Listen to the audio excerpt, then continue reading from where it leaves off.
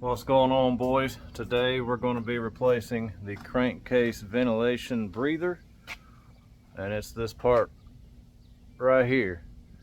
This is on my 2007 Freightliner Columbia, and the reason I'm just replacing it is because the book says to take it off, clean it every 30,000 miles.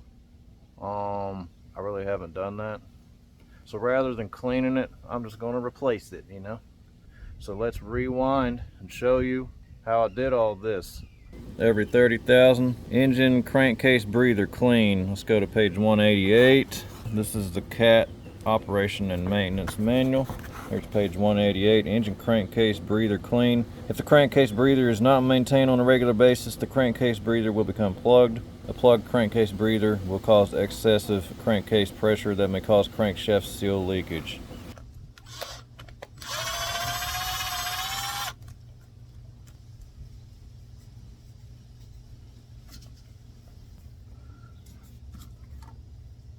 Unfortunately, my mic wasn't working right here as per usual, but I just took these 4 loose with a 10mm deep socket, and then once I got them loosened up, I brought in the impact gun.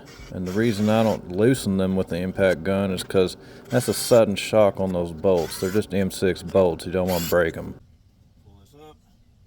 I should note right here that I've done some digging on the internet. Basically all it says to clean this is to use warm soapy water, nothing flammable, and then let it dry. But I don't know how to clean this very well. You can't really take it apart as far as I know, because I just don't have the time to do the digging on these things. I've tried to pull this out, it doesn't want to come out, so I really don't know. Let me know, guys, if you do know. Seems like the easiest option is to just replace it with a new one. Pretty much immediately after pulling that part off, I put some paper towels down in it, just one big piece, kind of folded it up, and that way nothing falls down in there, because you do not want to have something fall down into the engine. That would be a nightmare trying to fish it out. I can't even imagine. And I did not even realize this, but this has this spacer on here. We're just going to leave it alone because I only got one gasket. So I'm just going to leave it like that. Try to clean this up. I got these yesterday from O'Reilly's. This is actually a plastic blade. It's a non-marring scraper blade. Really don't need it, but hell, I bought it, so let's go ahead and try it out. There it is, guys. It's pretty sharp. See how this thing works. Not that I even need it. God, what is that noise? Some kid screaming. That's just dirt. Well, let's speed this up. Scraping is pretty basic, especially with a plastic razor. Just got to make sure none of that debris falls down into the motor. Hell, that'll work. That's pretty clean. Go ahead and spray some of this brake cleaner on here. Just kind of wipe it down. The brake cleaner works really well to get what the scraper couldn't get. It's really good for the final step. Gets that sucker really clean. That looks good. These are CAT bolts, and it is in fact an M6 bolt. I got all new bolts. I even got new washers, guys, because I knew some people are going to be like, "You don't reuse the old stuff, ever." Well, I'm not going to be able to use the new bolts. I should have checked whenever I went and picked them up. I'm assuming these are for if you don't have the spacer in there. Oh well, let's go ahead and stick our gasket on there. Go ahead and stick the new breather assembly back on here, and then put the bolts back on. Don't need any thread locker, don't need any anti-seize. CAT recommends to not use it. I asked them, I went up to the dealership, that's what they said. And they also recommend torque basically by the bolt. So these are M6s, so I gotta look up torque specs for M6.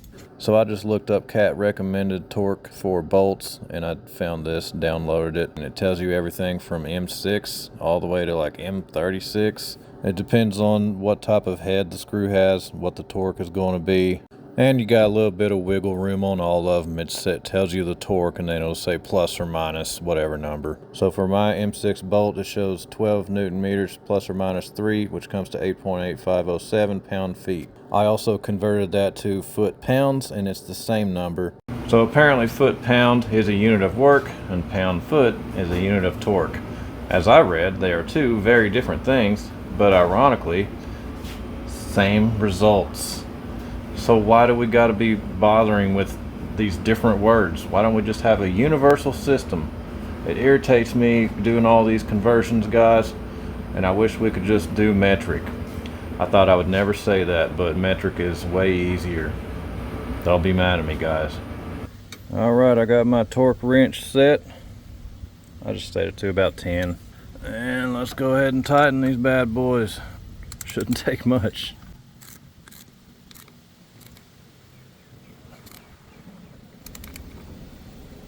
There it is.